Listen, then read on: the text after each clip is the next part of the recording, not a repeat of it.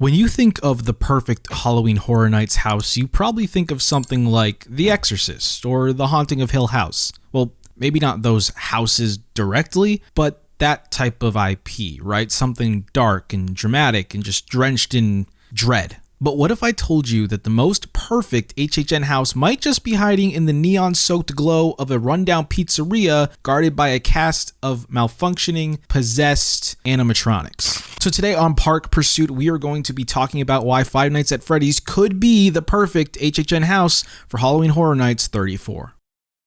This year, Five Nights at Freddy's is officially coming to Halloween Horror Nights, and while that announcement has brought a wave of excitement, it's also sparked debate. Is this just a cash grab aimed at Gen Z nostalgia, or is this the natural evolution of a property that has honestly always been destined for HHN?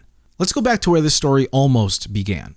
FNAF, and yes, that's what the cool kids call it, FNAF, not FNAF, not Five Nights at Freddy's, not Freddy's, but FNAF, okay? FNAF, okay? Lock in. FNAF wasn't always destined for HHN, but it came close. In 2018, credible rumors swirled that a Five Nights at Freddy's house was in development for HHN, and it made sense. Scott Cawthon had just licensed out the brand to merchandise and novels and the earliest inklings of a film adaptation.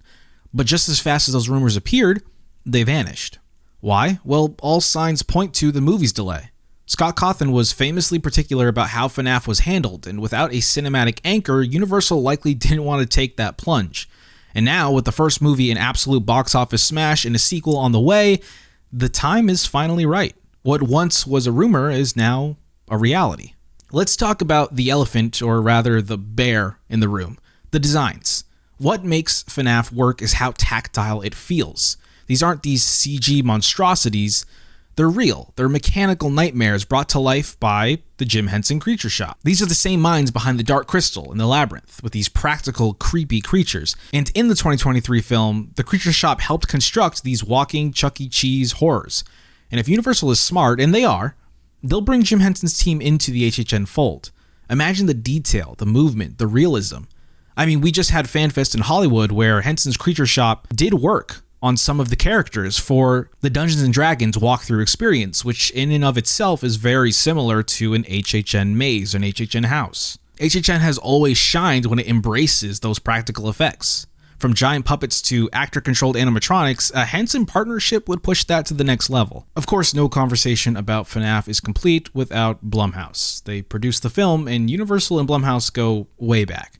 They've had dedicated houses, they've had these combo experiences, Megan's full scare zones. In fact, Blumhouse's fingerprints are on some of the most consistent HHN experiences of the last decade. So when FNAF joins HHN this year, it isn't entering as a complete stranger, it's kind of joining the family. But here's where things get generational. If you're between the ages of 18 and 25, chances are Five Nights at Freddy's at one point in your lifetime was a rite of passage. It wasn't just a game, it was an obsession. It sparked theories, novels, fan films. Entire YouTube careers were launched on the backs of this indie franchise. And now that fandom is older, they've got disposable income. They're booking HHN vacations with their friends, and they're ready to live the horror that they once only watched through a screen as a kid, including myself. Now, let's be honest, right? Not everyone is thrilled. Some longtime HHN fans see FNAF as kiddie horror, a YouTube jump scare factory for teenagers, okay? So let's break that down. Yes, FNAF was accessible to younger players, but if you read the novels or you've seen the movie, it gets dark. Murdered children, possession, corporate cover-ups, there's more meat and mature theming on those metal bones than people realize. And that's objection number one, that it's too kid-friendly for HHN. Okay, fair enough. And bouncing off of that, objection number two, it won't be scary enough. But to me, the real fear of FNAF is psychological. The paranoia, the dread of just waiting. If the HHN team leans into tight corridors like they usually do, that minimal lighting, and the sudden stillness of animatronics watching you, not knowing if it's a scare actor or just a set piece, it could be one of the most tense houses of HHN 34. And objection 3 is just, it doesn't belong at HHN. And this argument usually comes from gatekeeping, but the truth is HHN has always evolved. It's adapted to generations. It's embraced new horror. and it's welcomed what's culturally relevant. If you think FNAF doesn't belong at HHN, then maybe you're the one that doesn't want to evolve. I mean, look at Stranger Things. Stranger Things, objectively, is not a typical horror IP, but it's been some of the most successful and impactful houses of the last decade at Halloween Horror Nights. So what makes a perfect HHN house? Is it fear? Is it detail? Is it the power of the IP behind it? Well, no, because we've had plenty of fantastic original houses. Is it cultural relevance?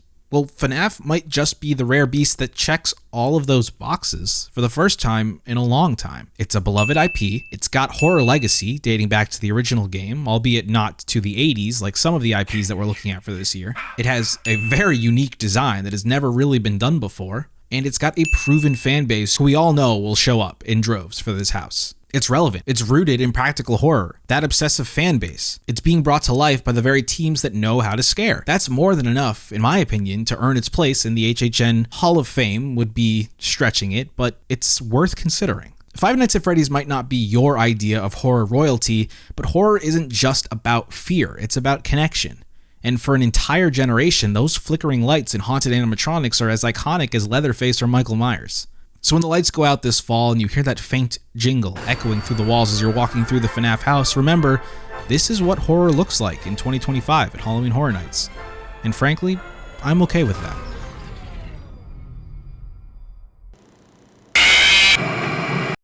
Thanks for watching.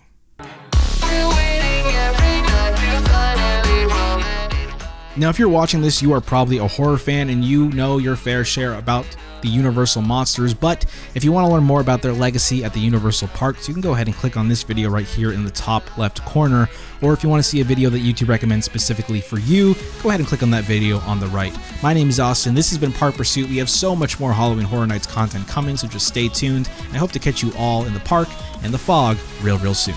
Take care.